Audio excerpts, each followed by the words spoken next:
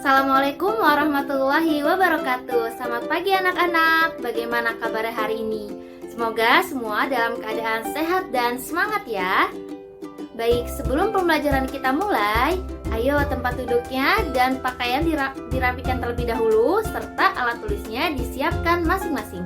Karena walaupun pembelajaran kita dilakukan secara daring, kita juga harus tetap mengikuti tata tertib yang ada ya.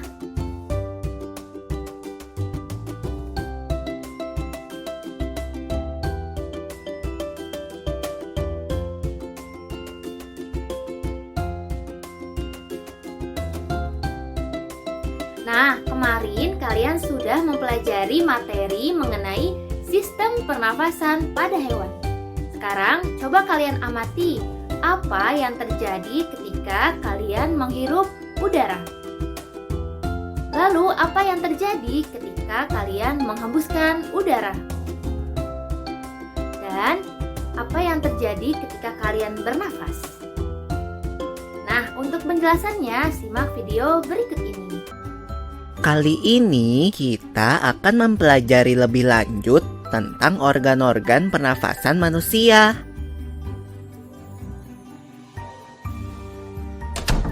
Lula, kamu tahu enggak kalau alat pernafasan kita terdiri atas hidung, pangkal tenggorok atau laring, batang tenggorok atau trakea, cabang batang tenggorok atau bronkus, dan paru-paru.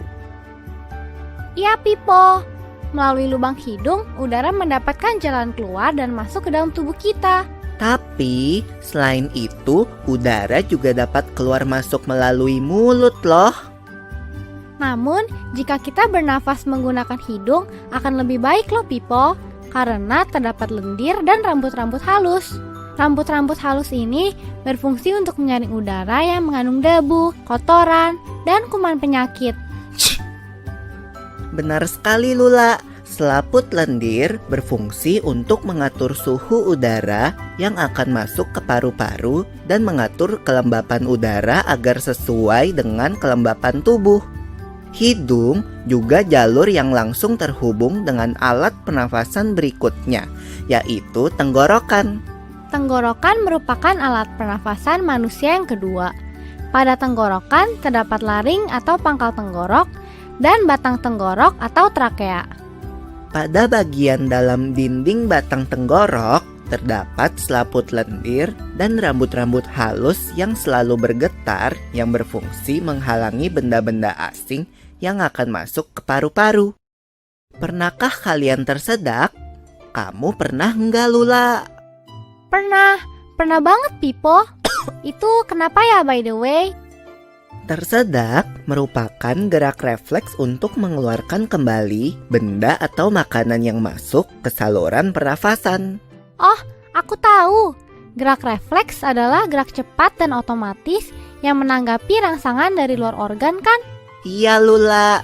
Kemudian pangkal tenggorok yang disebut juga laring menghubungkan hidung dengan batang tenggorok atau yang biasa disebut trakea.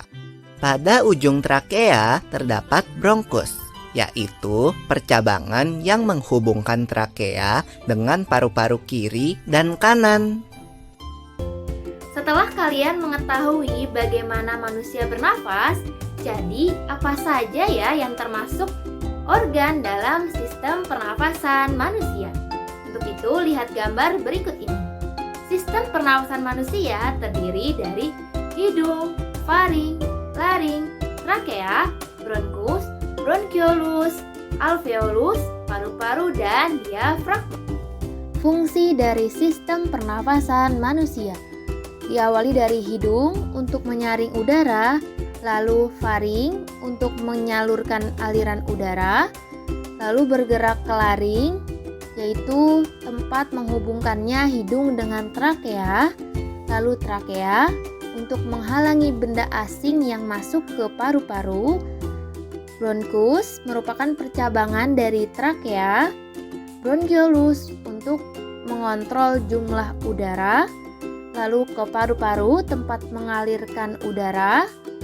dan alveolus tempat pertukaran oksigen dan karbon dioksida, dan terakhir diafragma sebagai dinding otot yang memisahkan rongga dada dan rongga perut.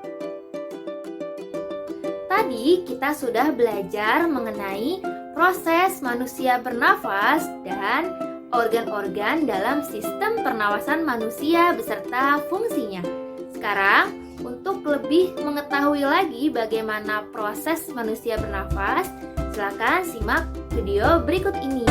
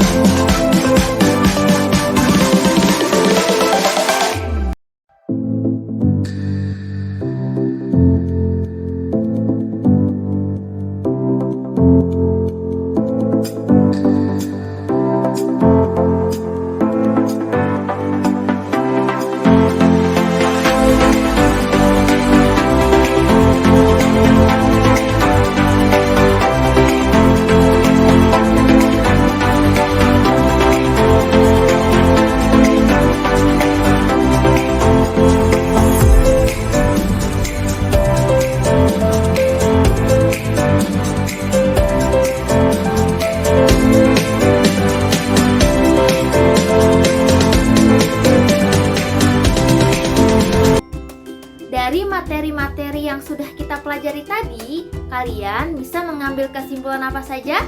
Yang pertama, proses pernafasan manusia terdiri dari hidung, faring, laring, trakea, bronkus, bronkiolus, alveolus, paru-paru, dan diafragma.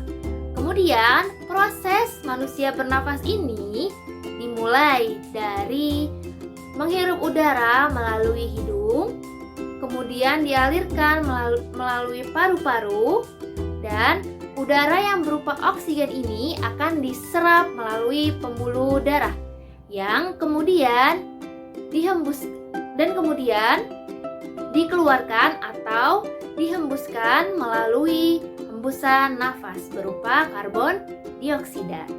Lalu untuk mengetahui simulasi dari pernafasan ini, kita bisa menggunakan alat peraga botol dan balon yang sudah kita pelajari tadi ya, yaitu ketika balon yang berada di bawah botol ditarik, maka ini akan diumpamakan sebagai manusia yang sedang menghirup udara. Kemudian ketika balon dilepaskan, ini diumpamakan sebagai manusia yang sedang menghembuskan nafas.